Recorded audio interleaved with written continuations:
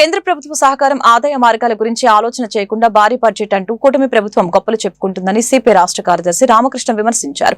CM Chandrababu నిర్ణయాలు చూస్తుంటే గత ముఖ్యమంత్రి జగన్ కి కూటమి ప్రభుత్వానికి ఎటువంటి తేడా లేదని తెలిపారు. బడ్జెట్ ప్రవేశపెట్టే సమయంలో అన్ని ఆలోచనలు చేస్తేనే రాష్ట్రానికి మేలు జరుగుతుందని తెలియజేశారు. వెలిగొండ ప్రాజెక్టు కోసం 2000 కోట్లు కేటాయించాలని డిమాండ్ చేశారు.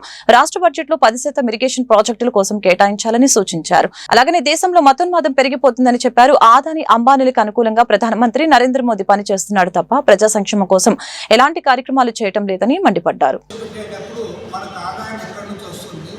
రాష్ట్రంలో మనకి ఎంత వనరులు సమకూర్చుకోగలము, అదేవిధంగా కేంద్రం నుంచి మన వాటా ఎంత వస్తుంది, వివిధ పద్ధతుల ద్వారా కేంద్ర ప్రభుత్వం నుంచి మనకి ఏ మేరకు వస్తుంది, ఇవి కాకుండా ఇతర లోన్స్ ఇవన్నీ కూడా ఏమొస్తాయో వీటన్నింటిని దృష్టిలో పెట్టుకొని బడ్జెట్ ప్రవేశపెట్టడం జరుగుతుంది.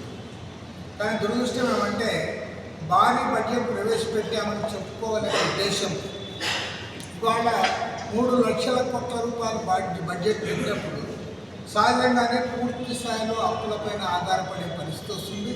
మరి గతంలో జగన్మోహన్ రెడ్డి ప్రభుత్వాన్ని ఏ అంశాలపైన అయితే చంద్రబాబు నాయుడు గారు ఆనాడు ప్రతిపక్షాలు అందరం కూడా విమర్శించాము, అదే పని మళ్ళీ చంద్రబాబు నాయుడు గారు చేసే పరిస్థితి వస్తుంది. ఇవాళ నరేంద్ర మోడీ ప్రభుత్వం అంబానీలకు అదానీలకు సేవ చేయడంలో నిమగ్నమై సాధారణ ప్రజల సమస్యలు కూడా పరిష్కారం చేయనందువల్ల ఈ ప్రభుత్వ కార్పొరేట్ అనుకూల వైఖరి నిరసిస్తూ మతోన్మాద జాడ్యాన్ని నిరసిస్తూ దేశవ్యాప్తంగా మార్చి 23 నుండి ఏప్రిల్ 14 వరకు కూడా భారీ ఎత్తున ప్రచార కార్యక్రమాన్ని చేపట్టాం. అందుకు అనుగుణంగా మన రాష్ట్రంలో కూడా 26 జిల్లాల్లో కూడా ఈ ప్రచార కార్యక్రమాన్ని పెద్ద ఎత్తున శ్రీకారం చుడతా ఉన్నాం. వీటి అంశము రేపు 24వ తేదీ నుంచి మన రాష్ట్రంలో బడ్జెట్ సమావేశాలు ప్రారంభిస్తాము. మరి బడ్జెట్ సమావేశాల్లో ప్రధానంగా వార్తల్లో వస్తున్నాయేమంటే 3 లక్షల కోట్ల రూపాయల భారీ బడ్జెట్ మన ఆర్థిక మంత్రి పయ్యావుల కేశవ్ గారు ప్రవేశపెడుతున్నారని చెప్పి తెలుస్తాము.